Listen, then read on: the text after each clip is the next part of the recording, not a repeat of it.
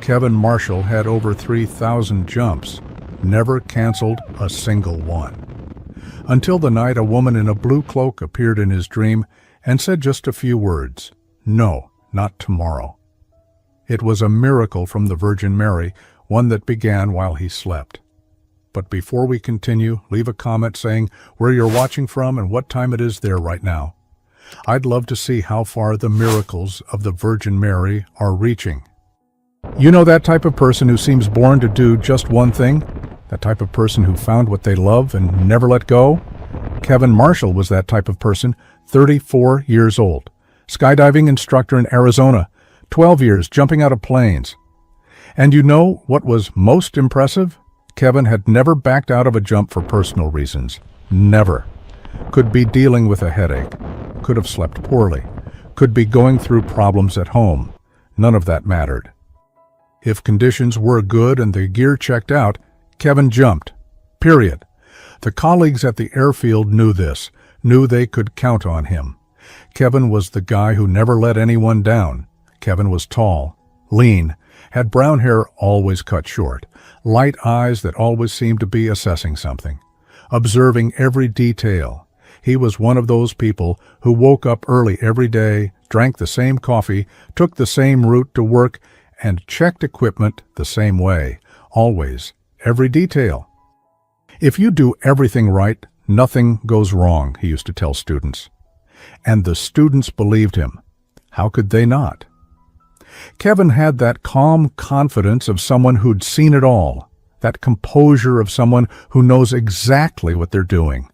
When he spoke, people paid attention. When he gave an instruction, nobody questioned it.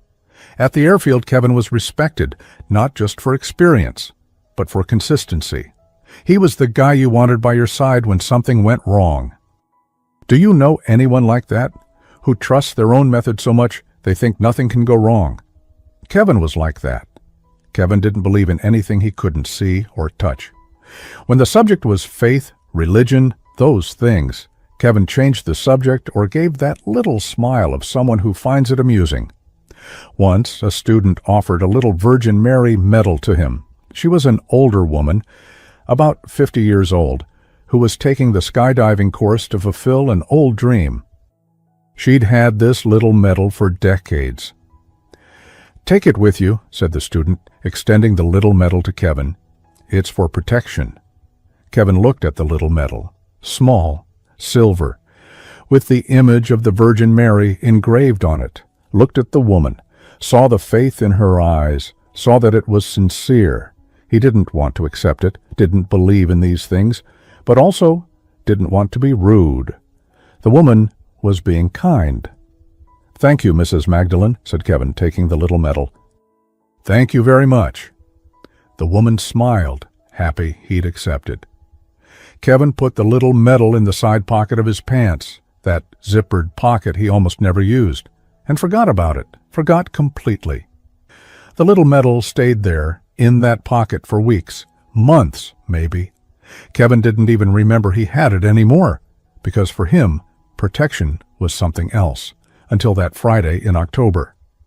It was an ordinary Friday. Kevin had just confirmed the next day's jump, Saturday, a special jump. 6 people, free-fall formation. He would be the formation leader, as always.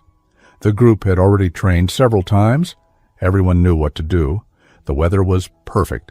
Forecast of clear skies and calm wind for Saturday. Everything aligned. Kevin went home in the late afternoon, took a shower, had dinner, watched some television, the usual routine. At 10 at night, went to bed. Needed to wake up early. He fell asleep quickly, peacefully. But that night, something different happened. Kevin dreamed. And it wasn't an ordinary dream. It wasn't one of those confusing dreams that you forget 2 minutes after waking up. This dream was different. It was real. So real that Kevin could feel everything, every detail, every sensation. In the dream, Kevin was inside the plane, that plane he knew so well, the engine noise, the vibration of the floor under his feet, everything exactly as it was in real life. He was in his usual position, near the door, ready to jump. His heart beating in that good way he knew, The adrenaline. Kevin looked around. The other skydivers were there, all in position, all waiting for the signal. But when he looked at the plane door, there was someone there, a woman. She was standing right in front of the door, where there shouldn't be anyone, where it was impossible for anyone to be, but she was there. Kevin couldn't see her face clearly. It was as if the light was too bright, as if there was a glow coming from behind her that prevented seeing the details. But he saw the silhouette and saw the cloak.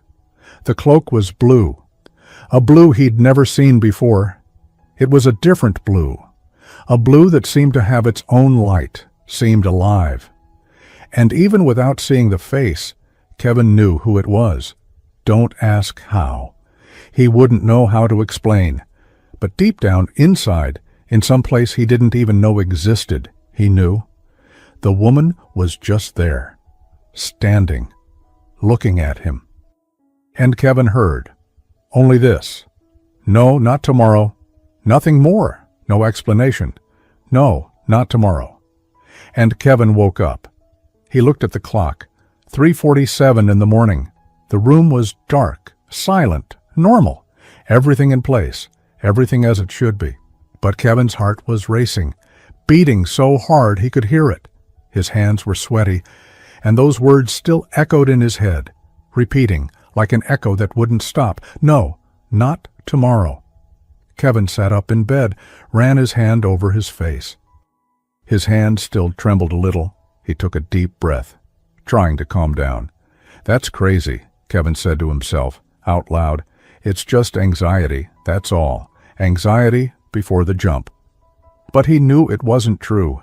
He'd never had anxiety like this, had never woken up in the middle of the night in a cold sweat because of a jump. He tried to go back to sleep, lay down, pulled the sheet, closed his eyes, but he couldn't. Every time he closed his eyes, he saw that blue cloak, saw that light, saw that woman standing at the plane door, and heard those words. Kevin opened his eyes, stared at the ceiling. He lay there in the dark for hours, irritated with himself, irritated for being disturbed by a dream that made no sense. He couldn't sleep anymore. Lay there, waiting for the sun to rise, tossing and turning in bed, trying to convince himself it was nothing, but that feeling wouldn't go away, that weight in his chest, that uneasiness. What would you do? Would you cancel a jump because of a dream? Saturday dawned exactly as the forecast had said. Blue sky, strong sun, calm wind, a perfect day to jump. Kevin got out of bed tired, had slept poorly, very poorly. But that was no excuse. He'd already jumped in worse conditions. He had coffee, got ready, grabbed his car keys, but before leaving, stopped at the door. Something was wrong. Kevin couldn't explain what. It was a feeling, a tightness in his chest. A strange thing he'd never felt before a jump. He knew fear, but that wasn't fear. It was different. It was as if his body was telling him not to go. Kevin shook his head, opened the door, got in the car. It's just a silly dream, Kevin said out loud, as if he needed to convince himself. Nothing more. He drove to the airfield. When he arrived, the sun was already high. The parking lot already had some cars. His colleagues were already there. Kevin parked, took a deep breath, got out of the car. "Good morning, Kevin," shouted Tyler, one of the more experienced students, from far away. "Good morning," Kevin responded, forcing a smile. He walked to the main hangar. At reception, the secretary looked up. "Kevin, some mail arrived for you," said the secretary, pointing to a pile of paper on the counter. Kevin looked. It was a bunch of stuff. Flyers, advertisements, equipment catalogs, the kind of thing that always arrived. He grabbed it all together, didn't really look. Went back to the car and tossed everything in the glove compartment. "I'll look at that later," Kevin muttered. He closed the glove compartment and went back to the hangar. He had more important things to do. Kevin went to the area where the equipment was kept. It was a large room with metal lockers on one wall, shelves full of helmets and accessories on the other. He opened his locker, the same locker for years, grabbed the bag with the parachute. It was new equipment, had arrived that week. Was part of a new batch the airfield had bought. New, modern, from the best brand. Kevin put the bag on the inspection table. Kevin opened the bag, and at that moment something strange happened. A smell. Roses. Kevin stopped mid-motion, his hand still holding the bag's zipper, his body motionless. The smell was strong, intense, as if there was a rose pressed against his face. But there was no rose there. Kevin looked around. The equipment room was functional. There was no flower. There was nothing that could have that smell. But the smell was there. Real. Impossible to ignore. Kevin stood still. His heart raced. His hands started to tremble. A strange sensation rose through his chest. Something between fear and confusion. The smell lasted about 5 seconds, maybe less, and then disappeared. Suddenly, as if it had never existed, as if it were an illusion. Kevin looked around again. On the other side of the room, Tyler was handling his own equipment, whistling a song. Completely normal, completely calm. Kevin looked back at the bag. His hand still trembled a little. His heart still beat too fast. Coincidence. Had to be coincidence. Or maybe he was so tired he was imagining things. He took a deep breath, tried to calm down, finished checking the equipment, looked at every part. Everything was perfect, as always. Kevin closed the bag, but that tightness in his chest wouldn't go away. And now, along with the dream, there was one more thing he couldn't explain. The smell of roses. Half an hour later, the whole group was gathered in the room. 6 people, all experienced, all excited. Kevin was up front, as always, going over instructions, explaining the formation, making sure everyone knew what to do. He started talking. The same instructions as always. But in the middle of the explanation, Kevin stopped. He had forgotten what he was going to say. This never happened. Never.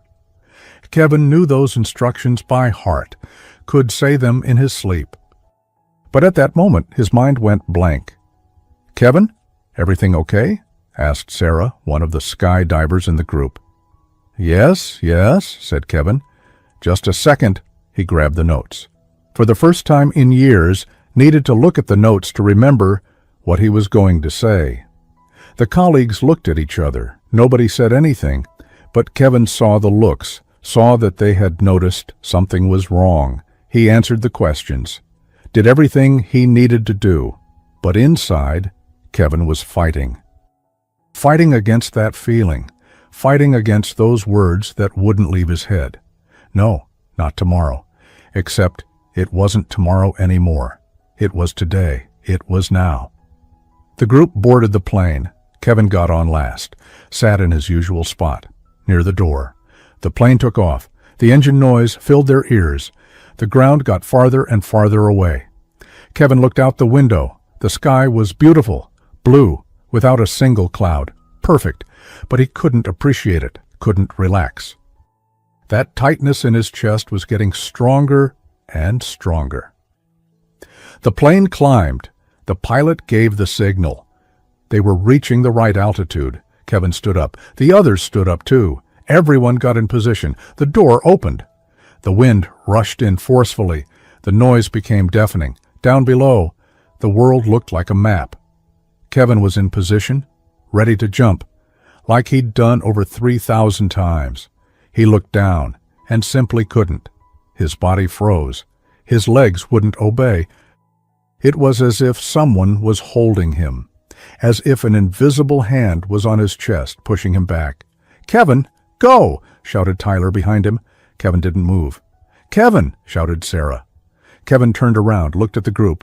Everyone was waiting. Everyone was ready. Everyone was counting on him. And Kevin said the words he'd never said in his life. "I'm not jumping today," said Kevin. The silence that followed was strange. Even with the noise of the wind and the engine, it seemed like everything went silent for a second. "What?" asked Tyler, not believing it. "I'm not jumping," Kevin repeated. "Not today."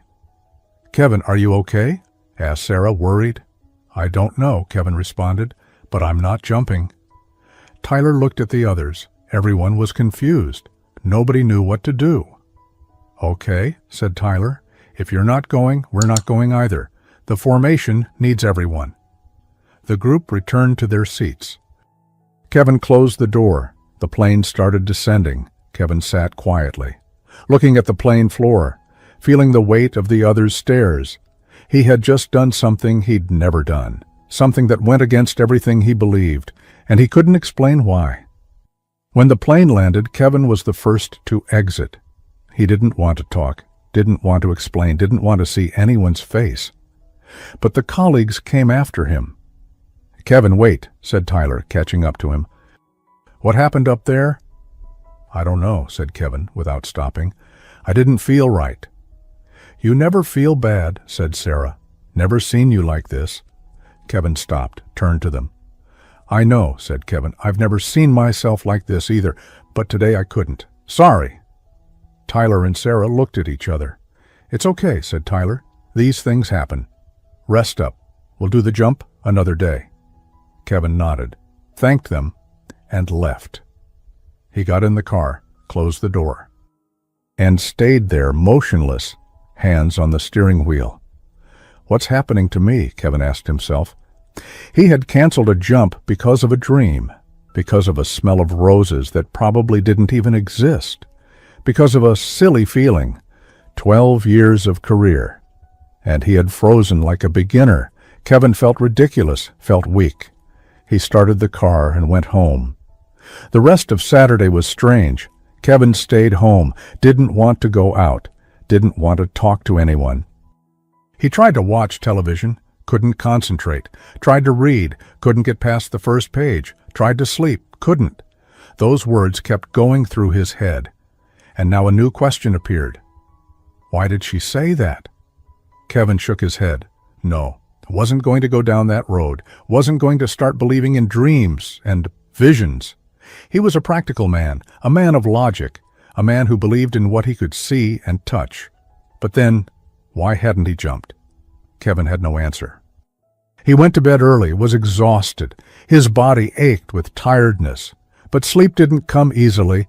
He kept tossing in bed, thinking, wondering, until he finally fell asleep. Sunday, 10 in the morning. Kevin's phone rang. He woke up startled, grabbed his phone, looked at the name on the screen. It was Marcus, a fellow instructor who worked at another airfield in Tucson. Hello? Kevin answered. Kevin, did you see the recall notification? Asked Marcus on the other end of the line. Kevin sat up in bed, was still confused. What recall? Asked Kevin. The new parachute batch. The manufacturer issued an urgent recall.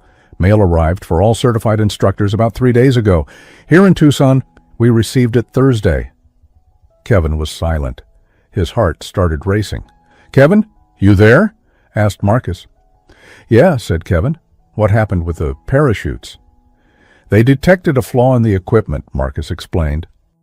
Compromises the deployment of both the main parachute and the reserve. Kevin felt a chill down his spine. But I checked everything, said Kevin. It was perfect. It's undetectable to the naked eye, said Marcus. They only discovered it in factory tests after they'd already distributed the equipment. All parachutes from the batch must be returned immediately. I called you because I remembered you'd mentioned that Phoenix received a new batch. Kevin couldn't speak. His mouth had gone dry. Kevin, did you know about this? Asked Marcus. No, said Kevin. I didn't see any notification. The correspondence was sent to all certified instructors, said Marcus. Yours must have arrived at the airfield. The mail, Kevin remembered. That pile of paper he'd picked up at reception. That pile of paper he'd tossed in the glove compartment without looking. Kevin couldn't respond.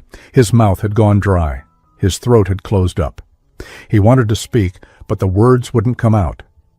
Kevin, you there? Asked Marcus on the other end of the line. Yeah, Kevin managed to say, his voice weak. I'm here. Kevin swallowed hard, tried to compose himself. So if someone jumped with that equipment, Kevin started, wouldn't have a second chance, Marcus completed. Kevin? Marcus called. Kevin, are you hearing me? "I'll call you back," said Kevin. He hung up the phone. His hand was shaking so much he almost dropped it. Kevin got out of bed with weak legs and went to the car. Opened the glove compartment. There it was, the pile of paper he'd thrown in the day before. He started sorting through it. His hands were shaking so much it was hard to hold the papers, and there in the middle he found it. A different envelope, white, official, with the manufacturer's logo in the corner. Kevin grabbed the envelope, opened it. Inside, a letter, a single sheet. He read. Kevin read it again. The words entered, but his brain took time to process. Critical failure.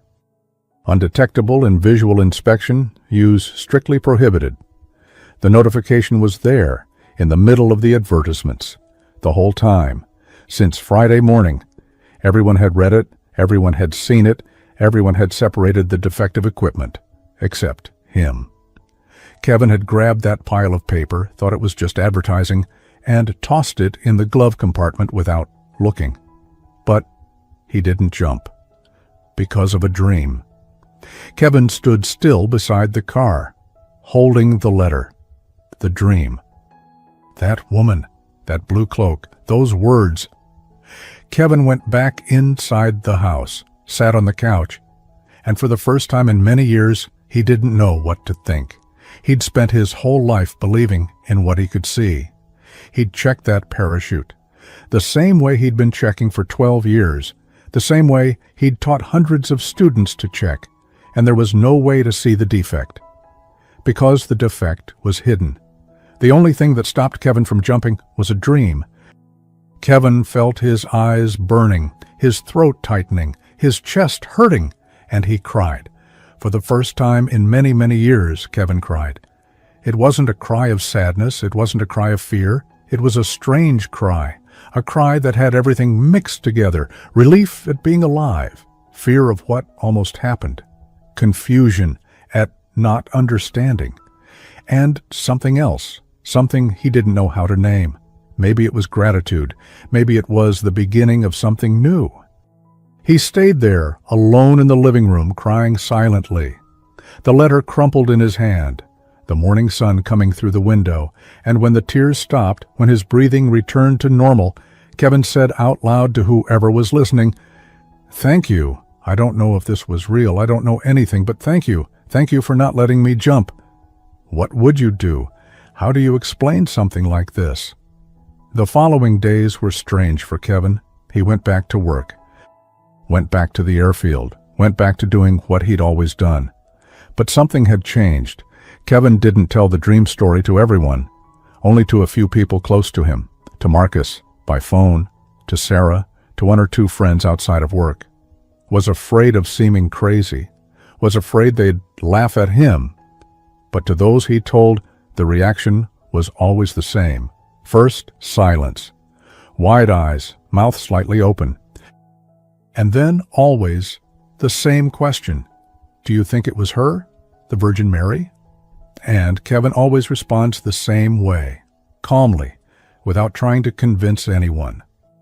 Could be, says Kevin. Could have been coincidence. Could have been my subconscious picking up on something I didn't notice. Could have been pure luck. And after a pause with a half smile, or it could have been her. And people would fall silent, thinking, trying to understand. Kevin remembered the medal, the one Mrs.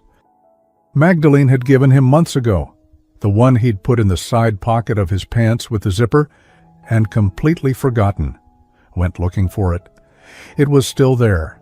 Now he carries the medal on all his jumps, and whenever he can before getting on the plane, says a prayer asking for protection for himself and for the students. And the most important thing, Kevin learned to listen.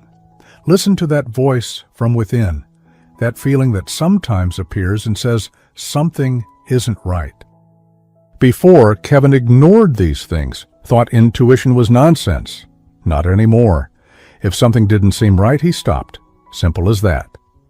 "You've changed, Kevin," Tyler said once. Kevin never had that dream again, never saw the woman in the blue cloak again. But he also never forgot. Just a dream, a feeling, a smell of roses. and a man who, for the first time in his life, heard something he couldn't see. Kevin chose to believe it was her, and that choice changed everything. Now Kevin knows there's something beyond technique, something beyond what the eyes can see and hands can touch. Someone who sometimes, when we need it most, appears in a dream to say simple words, words that saved his life.